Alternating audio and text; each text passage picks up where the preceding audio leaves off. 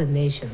Minister of Science, Technology and Innovation, Senator Olorunembe Mamora, said this during the official presentation of the full business case certificates for the public-private partnership in Abuja. Senator Mamora said that the two projects to be concessioned are planetarium and broadband facility with specialized theater in which representations of the solar system, galaxy, and universe can be projected. According to the minister, with satellite, the country can gather intelligence information on tackling some of the problems retarding its growth and progress. Earlier, the Minister of State for Science, Technology and Innovation, Chief Henry Ikechukwu Iko, said that the federal government will not relent in the commercialization of innovation and assured the ministry unflinching support to the project. Meanwhile, the Director General Infrastructure Concession Regulatory Commission, Dr. Joe Wahane, said that the two projects will create about 10,000 direct and indirect jobs, enhance tourism capacity, and create a great innovation in the country. He said that the broadband project will generate about 28 billion naira, and the planetarium and museum project will also create 20 billion naira, adding that they will attract foreign investors to the country. President Muhammadu Buhari has inaugurated Nigeria End Malaria Council, projecting that the successful implementation of the council's agenda and savings from the estimated economic burden of the disease would save Nigeria about 687 billion naira in 2022 and 2 trillion naira by 2030.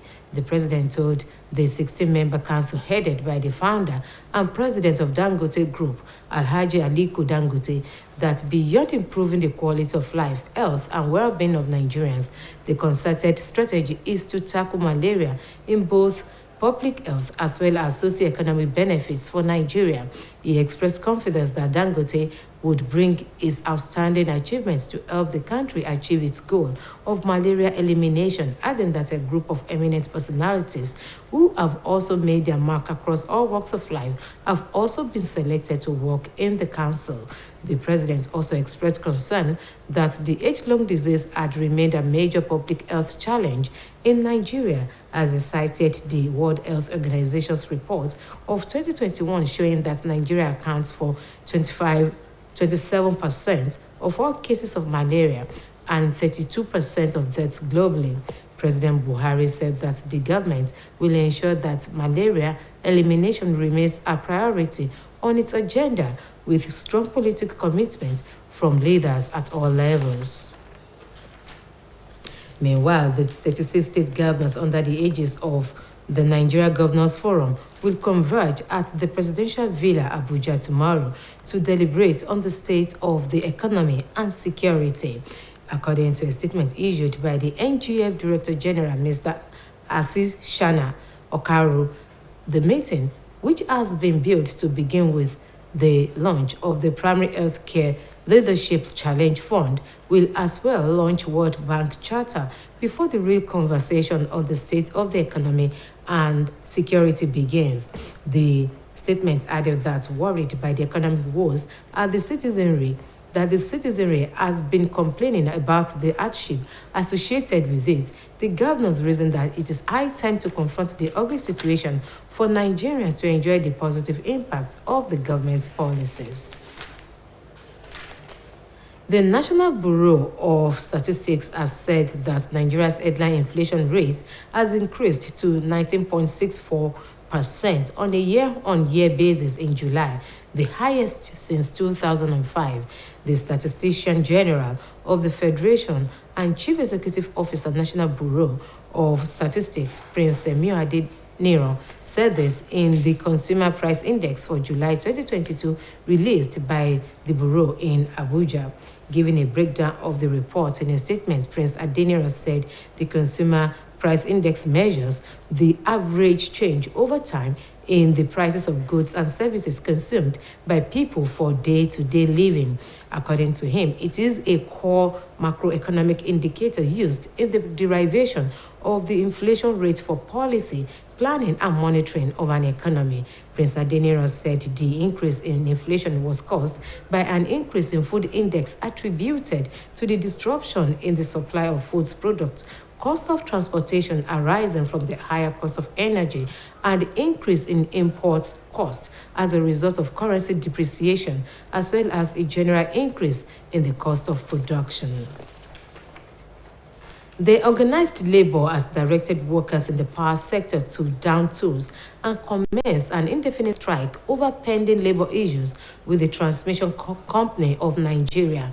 In a circular entitled Call to Action, the General Secretary of National Union of Electricity Employees, Mr. Joe Ajaero, directed them to ensure a total compliance, vowing to paralyze operations of Transmission Company of Nigeria nationwide over anti-masses activities.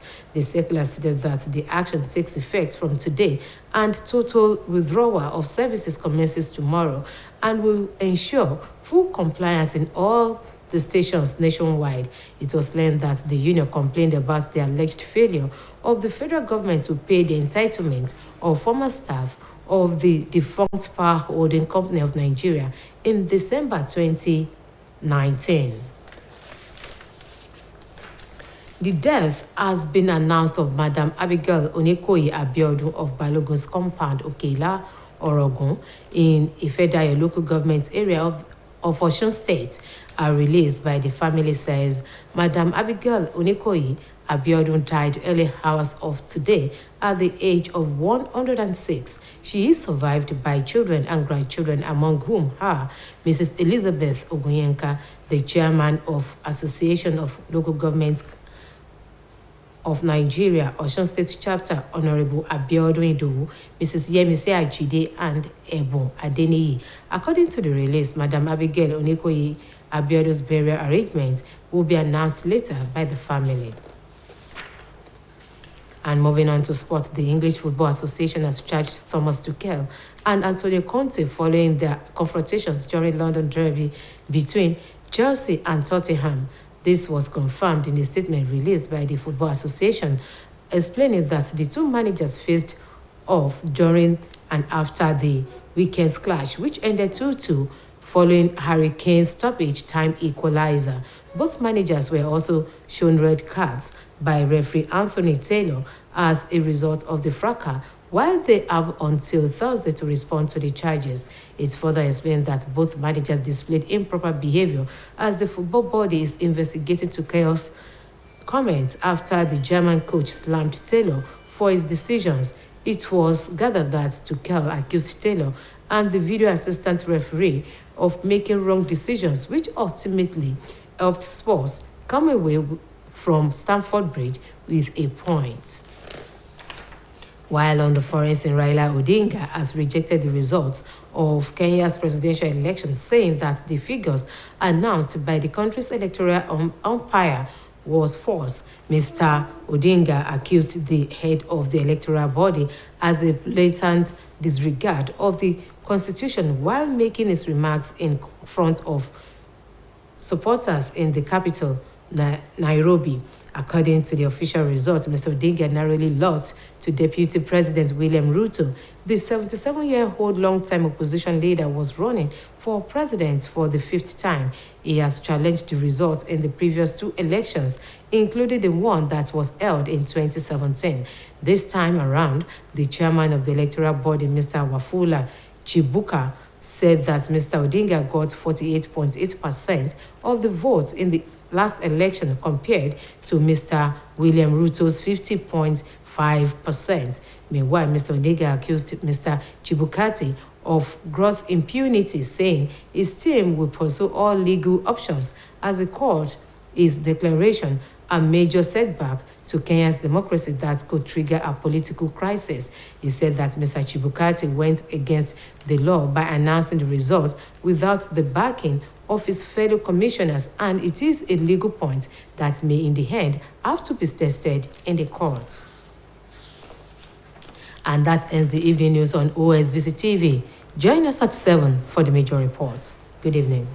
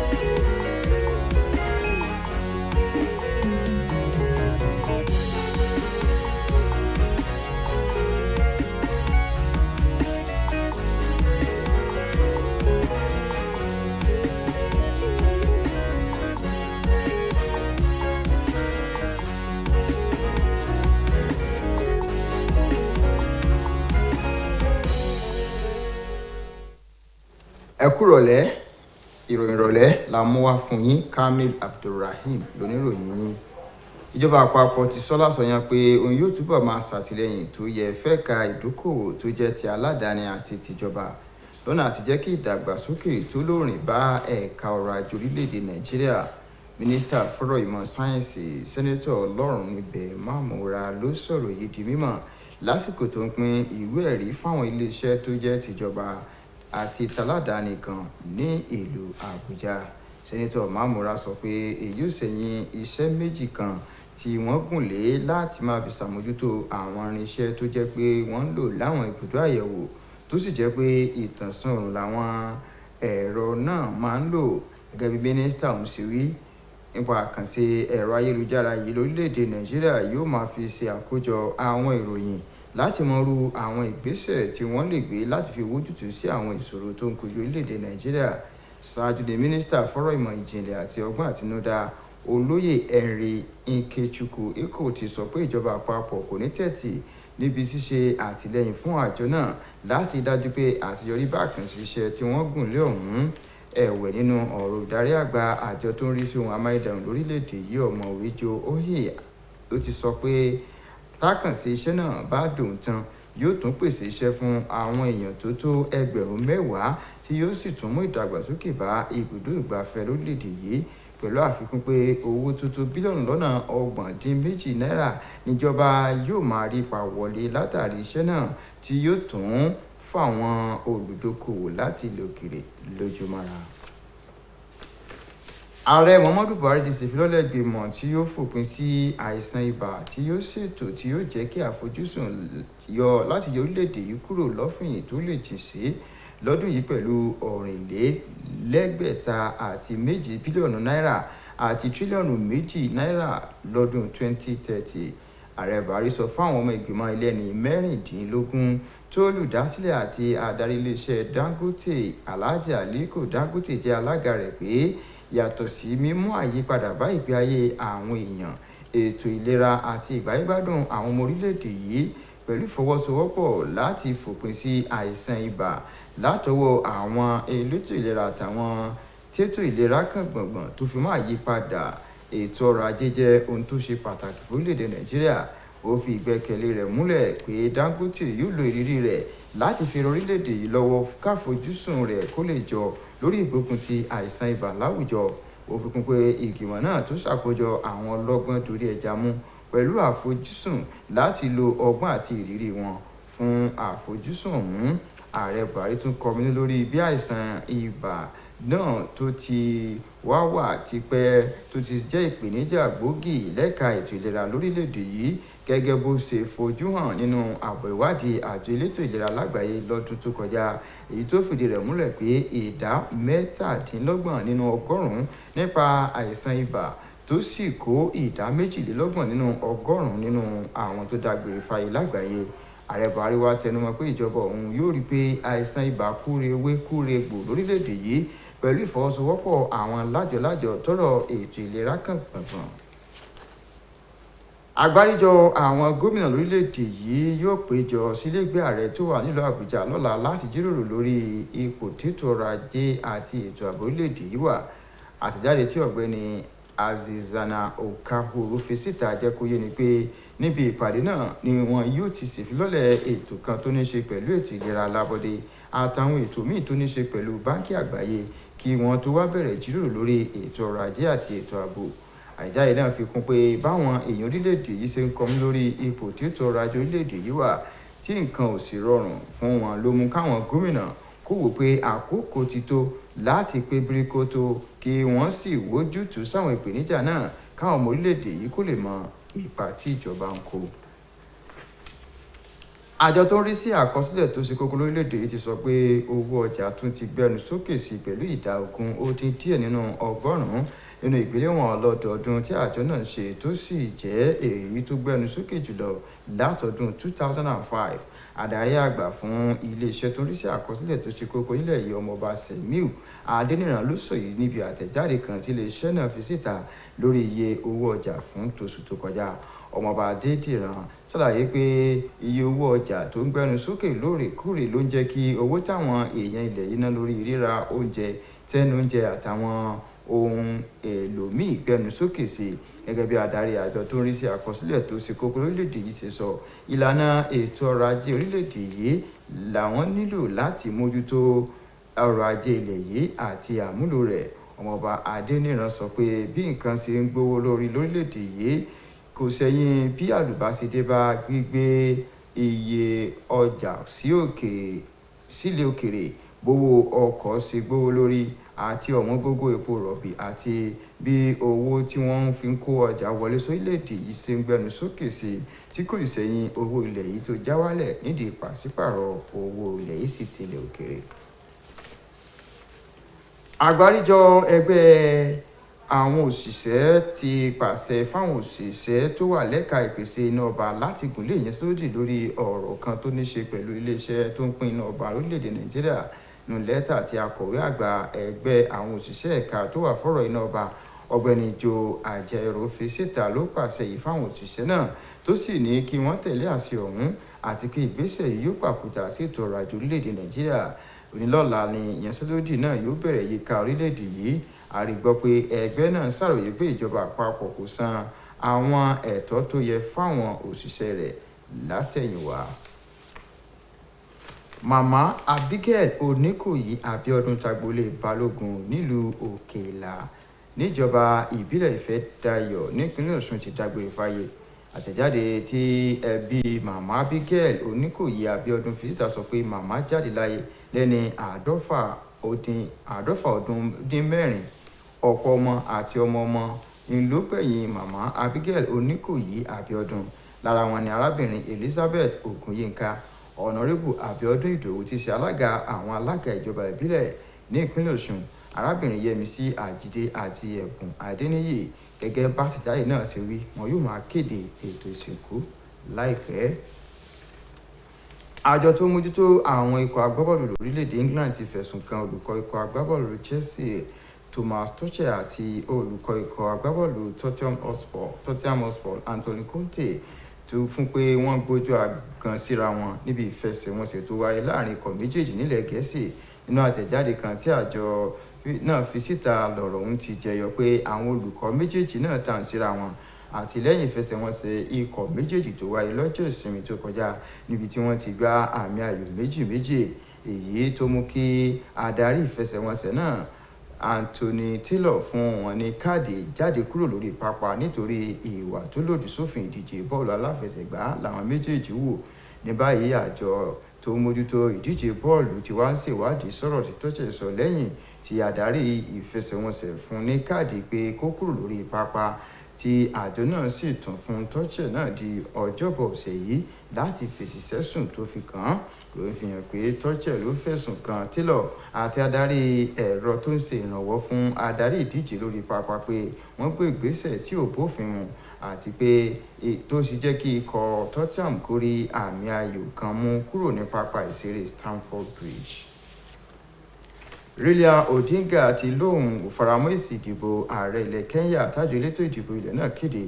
Ọ̀gbẹ́ni Odinga náà ka àléébù sí adarí àjọ elétò ìdìbò ilẹ̀ náà fún pé ó ṣe tako òfin orílẹ̀-èdè náà lásìkò tó ń bá àwọn alátìlẹyìn rẹ̀ sọ̀rọ̀ ní Nairobi ti solú lórílẹ̀-èdè Kenya. Gẹ́gẹ́ bí sí ìdìbò tájọ elétò ìdìbò náà gbé jáde sí wí, Ọ̀gbẹ́ni Odinga ló fìdí rẹmi sọ́wọ́ igbákejì rẹ̀ William Ruto. Adarí ẹgbẹ́ alátakò tó jẹ́ ẹni ọdún 17 ló tún díje fúnpò ààrẹ fúngbà karùn-ún. Ó ti pẹjọ́ tako irú èsì ìdìbò méjì bẹ́ẹ̀ sẹ́yìn níbi tá a ṣe tọdún 2017 nínú èsì ìdìbò tí alága àjọ elétò ìdìbò ilẹ̀ náà Ọ̀gbẹ́ni Wafula Chebukat kéde sọ pé Ọ̀gbẹ́ni Odinga ní ìbò ìdá 52 nínú 100 nínú ìdìbò tó wáyé, yàtọ̀ sí ti Ọ̀gbẹ́ni Williams Ruto tó ní ìbò ìdá 50 nínú 100. Wàyí Ọ̀gbẹ́ni Odinga ti nàka àléébù sí Ọ̀gbẹ́ni Chebukati pé ó kọlu òfin tó sì ṣèlérí pé òun yóò pẹjọ́ tako èsì ìdìbò náà. Bẹ́ẹ̀ ló ṣàlàyé pé àwọn ọmọ orílẹ̀-èdè yàn pé kí wọ́n má ṣe ohunkóhun tó bá lè méèbù ẹ̀yìn bá ìjọba tiwantiwa ilẹ̀ náà. Ó ṣàlàyé pé Ọ̀gbẹ́ni Chebukati kéde èsì ìdìbò ọ̀hún láìsí àwọn ọmọ ìgbìmọ̀ rẹ̀ yòókù níbi tó ti kéde èsì ìdìbò ọ̀hún. ìròyìn ìrọ̀lẹ́ wa fún ti tàkókò yìí kò jù báyìí lọ. Ẹ pàdé wa láago 8 àbọ̀ alẹ́ nígbà táwọn mú àkójọpọ̀ ìròyìn wá fún yín. Títí ìgbà náà, ẹ kú ojú lọ́nà.